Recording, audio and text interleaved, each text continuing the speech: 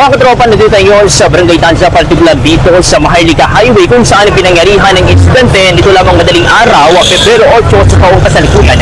Ayon nga sa ating nakuha informasyon mula sa isang saksi, bandang alas 4:40 umano ng umaga ay may narinig silang kaguluhan dito mismo sa pambansang lansangan at doon bumaba ang isang saksi at doon na rin nakita na isang kanyang Toyota Vios na sasakyan ay biktima na ng aksidente nito lamang ang madaling araw. At ayon nga sa kanilang binahagi ay pinagmulan umano ng aksidente ang isang Honda Civic na umano ay malakas ang kanyang takbo, kaya naman dahilan yan ng pagkabangga niya dito sa isang tricycle sa ating likuran at kung makikita nyo wasak dahilan din upang mabangga niya umano ang dalawa pang motorsiklo na siya ring nabiktima na o sangkot niya dito sa aksidente.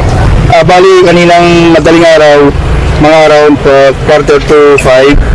So may narinig akong malakas na parang nag-crash dito sa harap ng store namin. Then hindi pa ako gumising kanina. Hinihintay kong may naririnig na akong mga nag-iingay sa labas.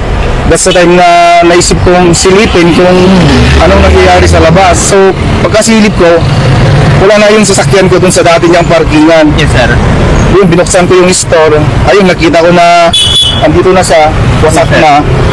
At ayun, marami ng tao kanina dito na nag-a-assist din kung ano nangyari. Yes, sir. So ano pong plano natin ngayon, sir? Pumunta po kami kanina sa police station. Then kinulang kami ng statement sa yung gagawin pa lang yung police report. Bukas po namin pag-usapan kung ano magiging participation ng nakabangga sa amin. Samantala patuloy naman isinasagawang investigasyon ng mga otoridad upang matukoy at malaman kung magkano ang halaga ng pinsala nitong ang nangyaring aksidente at kung ilan ba ang sangkot na biktima at kung meron bang nasawi dito sa insidente. Patuloy naman ang paalala ng mga otoridad sa lahat ng mga motorista, lalong lalo ng mga driver na mag-ingat upang maiwasan ang aksidente. Mula dito sa Barangay Tanza para sa Ligakaisang Pilipinas sa Pilipinas at sa buong mundo, ito si Katropang JP sa ating XFM News.